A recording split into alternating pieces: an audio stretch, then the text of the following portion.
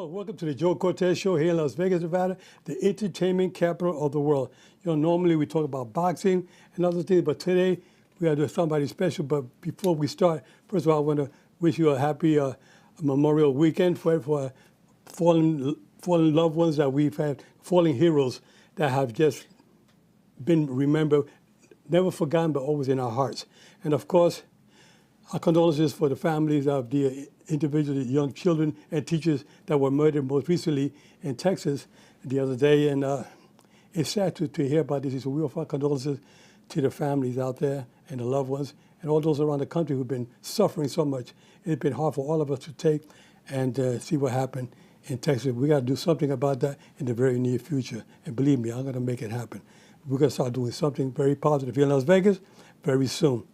But today we're going to bring you change the topic a little bit. I want to bring a little laughter, a little joy to you today. So we have none other than Donna Joy, who's a comedian, and she's my guest today. And we're going to be talking about her career, a little bit about what's going on in her life and how she started. I mean, Donna, welcome to the show. Well, thank you so much, Joe. And again, I would like to share those condolences as well to all the heartbreak that everyone is experiencing right now. And we'll probably get into this in our interview, but, you know, I am a past educator myself. So my condolences and heartfelt sympathies to all the families and teachers out there on this day. Yeah, we appreciate that very much.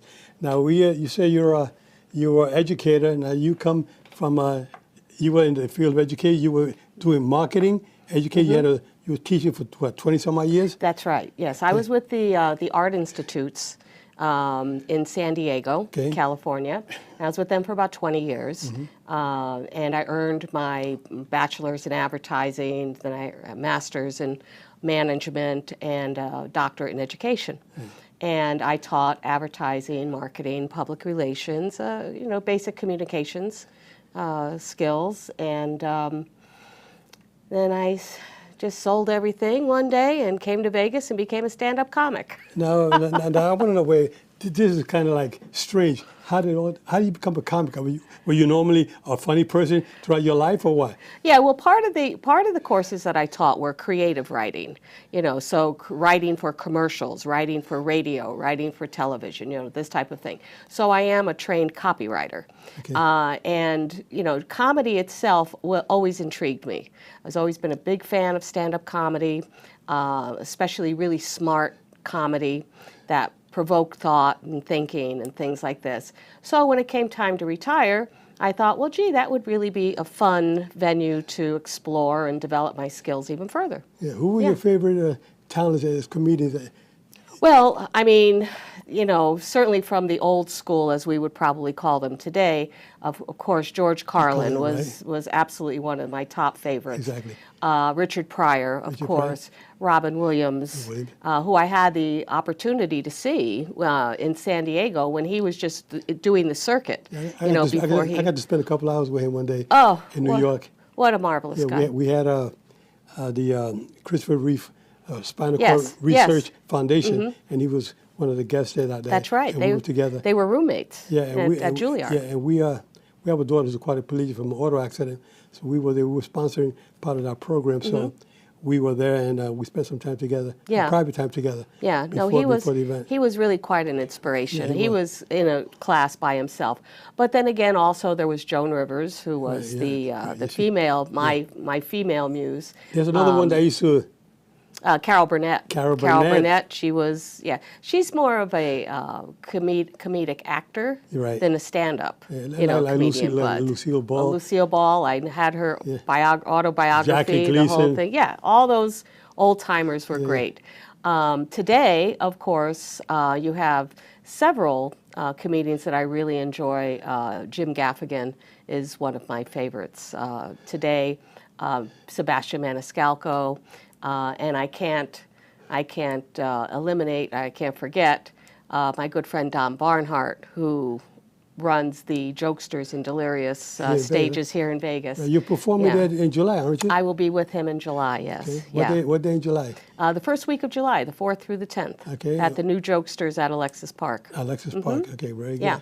So, and Don's been a great inspiration and a great mentor in guiding me into the world of stand-up comedy. Yeah, that's great. I was able to spend some time. Matter of fact, I did a movie with Eddie Murphy. You did? Yeah, we did a movie called I Spy. And, I think, yeah. We filmed that up in Vancouver. Uh-huh. But he was not funny at all. This was all, it was. He was serious. He was serious business. for the business. But as a comedian, that was his. Yeah, his stand-up was that's how he started excellent out, as right? well. Yeah, there's so many. There are just really so many talented comedians out there, and it just really has to do with what resonates with you as a person. If it's intelligent humor, it resonates with me. So that's what I like. Yeah. Now, what got you into? I mean, you became a comedian, and you said you just decided just because you were in the marketing side of it. Right. I was in the marketing side and I was on the writing side, so I understand those skill sets. So to basically take those skill sets and combine them in with good stand-up, which, there's an art to it. It's an art form. Right. You can't just get up there and start spieling things off. It's you have to, engage with the audience and bring the audience on your little trip, if you will. Yeah. Now you were last week. I saw you at my mother's house. At my mother's house, I'm there every Friday night. Every Friday with Mike Leonetti. With Mike Leonetti. It's a wonderful place. The food is excellent, and the entertainment. It's the only supper club here in Las Vegas. That's right, and I just fell in love with the place when I first went there. Again, I remember Vegas from the '70s, and I always enjoyed the lounge shows, and you can't find them anymore on the Strip. And when I went to my mother's house, I said, "Oh my God, this is fantastic!" Yeah. And so Mike found out, I did some stand-up comedy, and he was so generous with the stage. And he said, "Come up," he says, and do a set. And so I did. So and we're gonna do that right here, right now. Come up, do a little set. do a set. Go ahead. Do a set. Okay. Well, I'm single, and I'm a retired baby boomer, and I'm still looking to share life's adventures. Only now an adventure could be a walk in the mall, finding your parked car, remembering why you went from one room to the next, But on the bright side, I have no birth control issues. That's right. Yeah, not even the Supreme Court cares about what I do with my body. Wow. I'm like an easy no-bake oven. Yeah. Pilot lights on. Bakery is closed. Yeah, you could keep putting in your orders, but there'd be no deliveries being made. Yeah. But, but since then, I've had no kids, but I did earn that doctorate in education. So now when it comes time to meeting a man, I'm out of luck. Yeah. I'm just out of luck, but dating's really a problem because, older men can't handle me. Yeah. Younger men can handle me. Yeah, they just don't want to. I like that, Joe. Yeah. Thanks.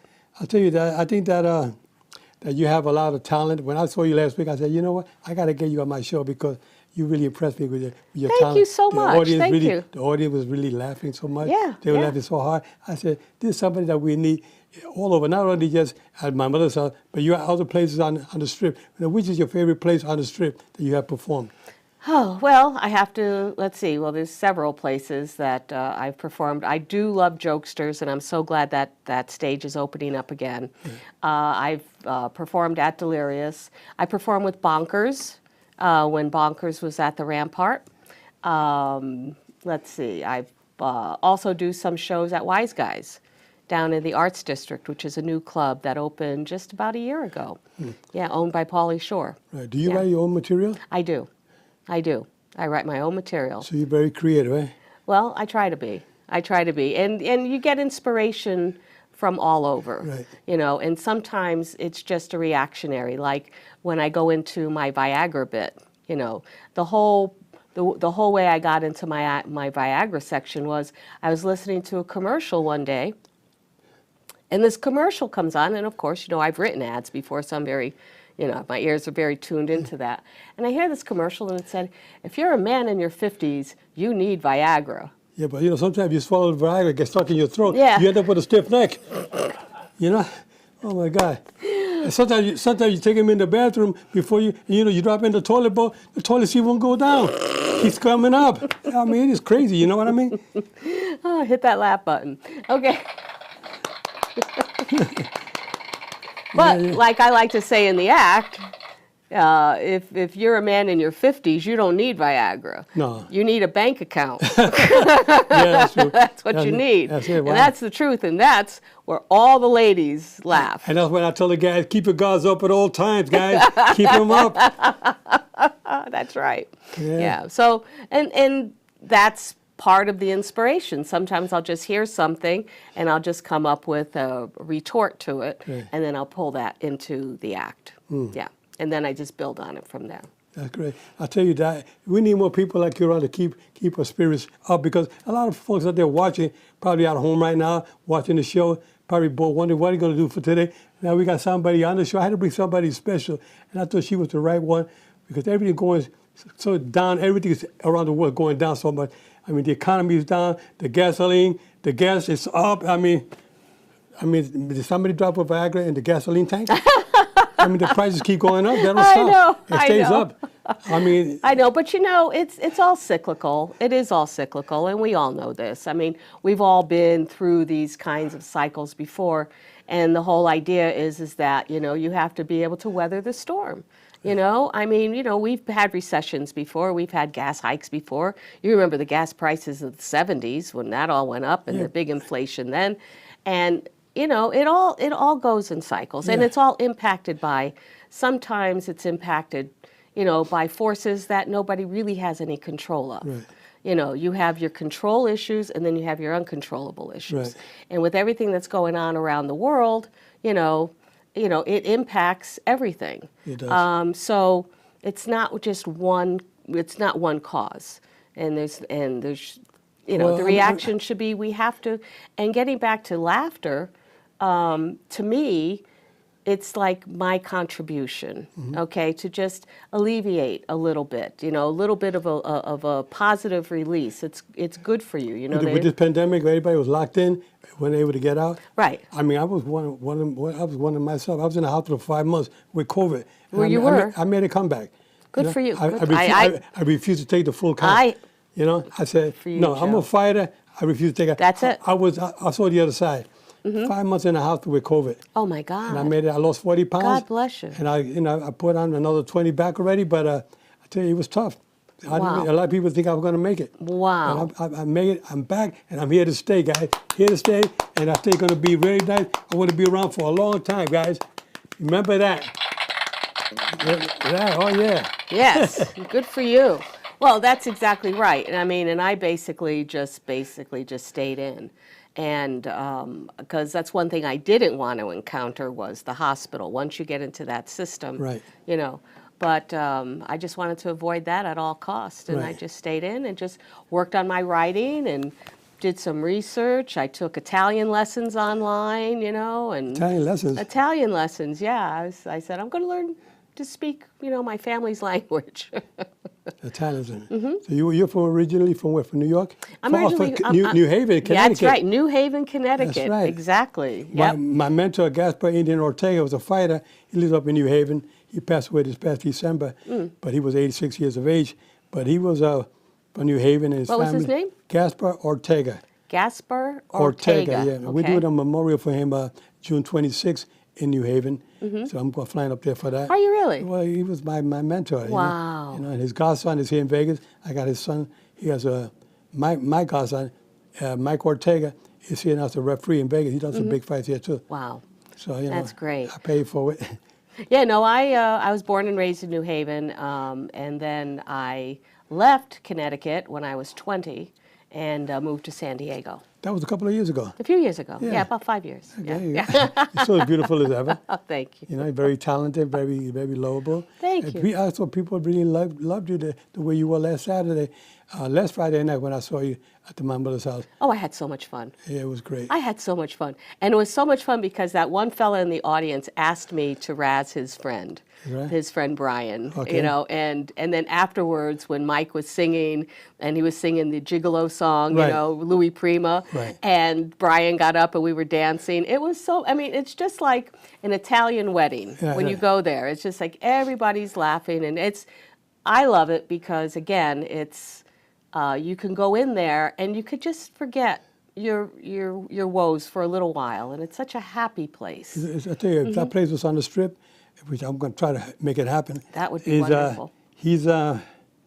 That place would be a killer. Any place on the Strip because the food is great, the entertainment is out of this world. Oh, the band is You know, fantastic. The yeah. Magnificent Five. Yeah, That's they're what amazing. they call themselves. Yeah. Hmm. And plus, you on the show, that you put the frosting on the cake. Oh, you're sweet. Thank you. Yeah, be sure to tell Mike that. Oh, yeah. Yeah, we'll be talking about it tonight. We're going to be going for dinner. Hey, we're going there tonight, some, too. With some individuals.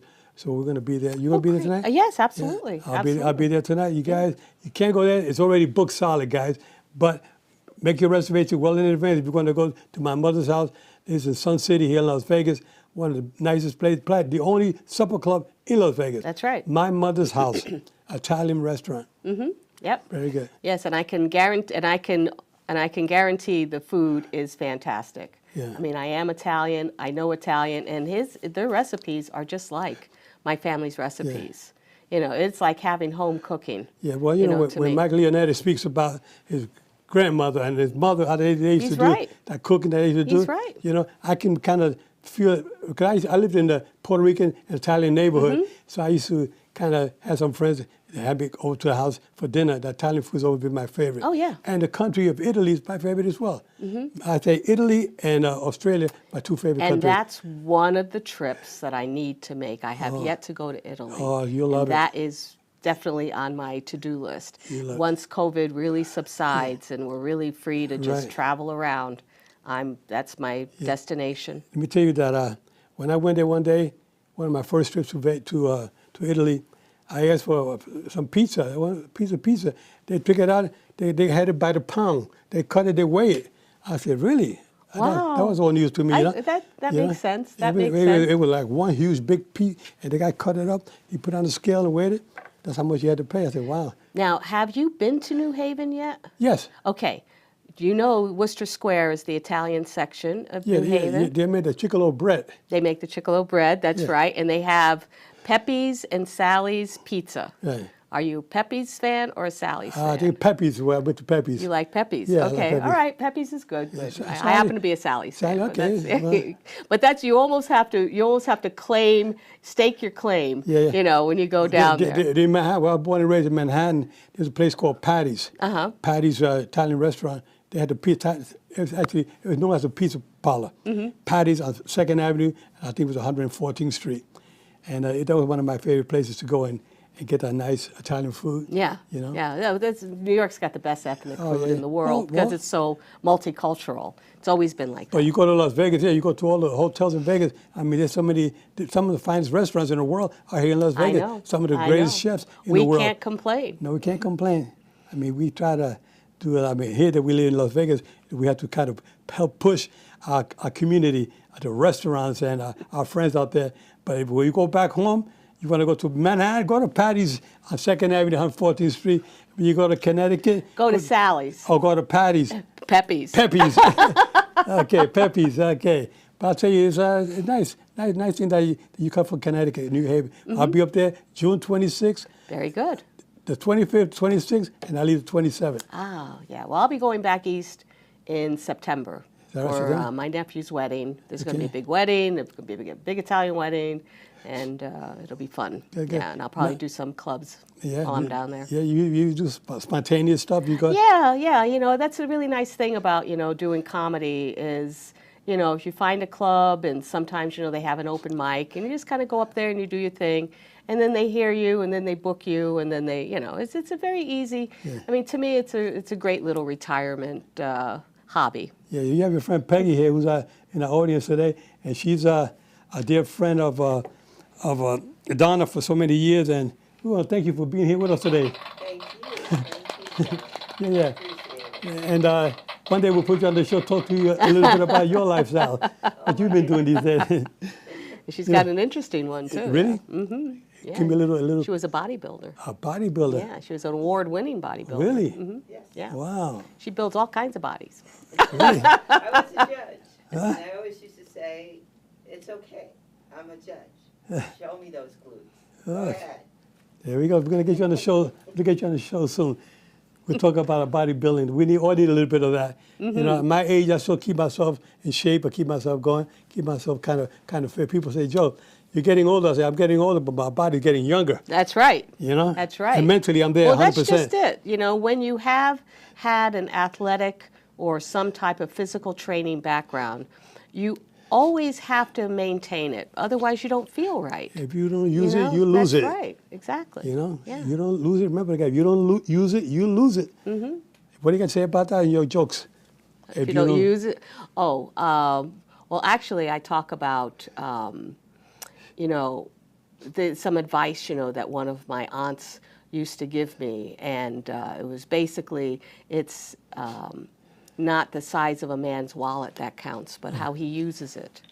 Yeah, you know, 'cause some men have big wallets and, Yeah. you know, but it always stays in their pants. They never take it out. So what good is it, right? You got to do something about that. And some guys just keep taking out their wallets anytime they get a chance. You can look at a beautiful girl like you, and they take the wallet out real quick. But that's it. That's what you have to look out for, Yeah, right? yeah. It's how he uses it. Yeah, exactly. Well, I tell you, talking about how you use it, I say mentally is also how we use our mind today with things that are happening, the pandemic and the economy, everything's going so crazy, you know, and you're here to pick up our spirits, to make us laugh and try to forget some of those bad times. It's important. It's very important, I think, for our well-being, for our mental state. And, you know, we are social animals. I mean, we have to be around people. Right. We're not geared for isolation. And the more you can reach out and interact with people and engage with people, the better it is for them, you know. And I don't know if you picked, I think I told you, but initially, one of the things that I did, one of my first professions, was I was a ballroom dance instructor for Arthur Murray's. Really? And I'll tell you, those were in my younger dancing days, but I met some of the youngest people that I taught, and most of the people that I taught were retired people, but they were very active, and they kept their minds working, they kept their minds learning, the music, they enjoyed the music, they enjoyed the movement, and even at a very young age, I realized that that's what you need to do in order to keep young and keep relevant, you know, to... You got to keep yourself going all the time. Absolutely, and Keep it going. I've taken that with me all through my life. I'm a strong believer of that, you know. I have a friend named Jimmy Rogers, not the singer, but he was a dancer, and he was with the West Side Story. He was one of the original dancers in the West Side Story, which I saw in New York, and we still keep up in touch with each other. And he's in his mid-80s right now, and he told me, Joe, I tried to stay in shape the best I could because even I was a dancer, then I retired, and now I still got to keep myself going. Guys, I know what keeps you in shape, because I know he was always built when he was living with us on 99th Street in Manhattan, and he was always in good shape. He said, Joe, I keep myself going all the time, Yeah. always doing something. Again, yeah, because if you've kept yourself, like I said, active like that, as you get older, you want to maintain that that vibrancy. It doesn't feel right if your body doesn't feel good. Right. You know, that type of thing. But I do have to say, though, having had that background in dance, it kind of like led into the tagline that I have in my show.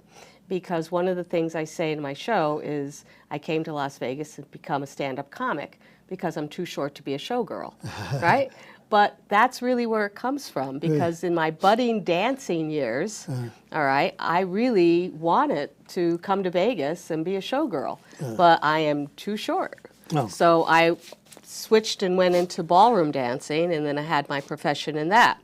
But when I come up with Too Short to be a Showgirl, it's really based in that reality. Yeah. You know, and that's one of the things that you also learn to do in comedy, is to be able to take a look at the absurdities in life Right. and laugh at them. Exactly. You have to laugh at them. I mean, it's kind of like I said, if I put a headdress on and I put platforms on, I look like a reject from Munchkin City, right? Because it's like too short, it's ridiculous. It's funny.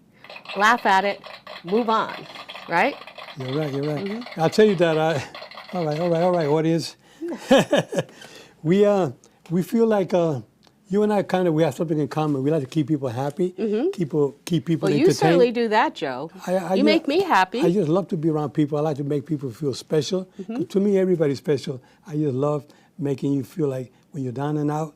Like when I used to count these fighters, they were like Mike Tyson was down in this last fight, and I had to start counting. I felt bad. I said, "Come on." I said to myself, "Come on, you got to get back up, buddy." He got up, and he made it to his corner, but I stopped at the end of the 6th round.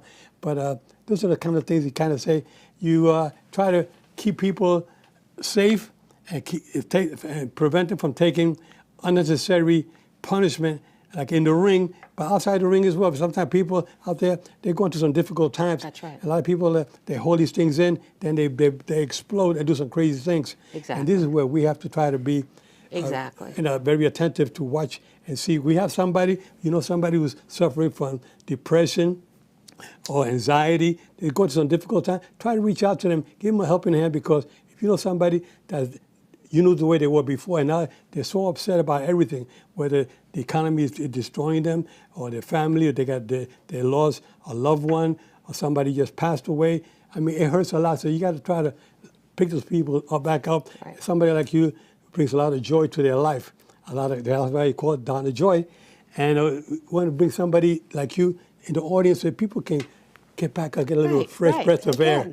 Again, Yeah, yeah, they're back laugh. again. You Laugh. laugh. It's healthy. It's, just look at the irony of situations, and especially having, now that I am a woman of a certain age, there's a lot of experiences that we've gone through, and there's a lot to be said, and there's a lot to be revealed, and there's a lot to share. You say you're a little older, but you still got a little spark of the old flash. I sure do. Right. Like I said, the pilot light's on. See that? You're something else, Joy. Yeah, but Donna Joy. that's fine. Donna Joy. I'll Yeah. answer anything. But you do remind me a lot of the advice that my father would give me. I mean, he's been gone for quite some time, but he would always teach us to get up. He says it's not how hard you've been hit, it's how you get up. He says, and you've got to keep getting up, and you've got to keep punching.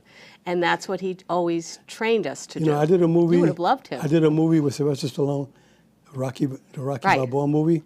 And in that movie, he has He has to talk with his son. Yeah, he says, it's not how hard you hit, it's when you get hit and you get down and you get up and you keep going forward. That's right. That's what he had a little script in there about that. That's in the movie that we did. I found that to be very interesting. It was. And it was really the same premise that my father brought us up on. Yeah. Because he just said, you just got to keep punching. You keep moving forward. Don't let anything. Don't give up. That's right. You would have loved my dad. Yeah.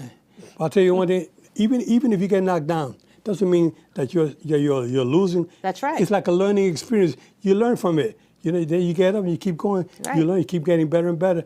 I mean, some of the greatest champions, even Muhammad Ali, who said it was the greatest, he got beat several times, but you know what? He kept coming back. He's still considered, well, he was alive, one of the greatest still. People talk about him who's been there for over 10 years.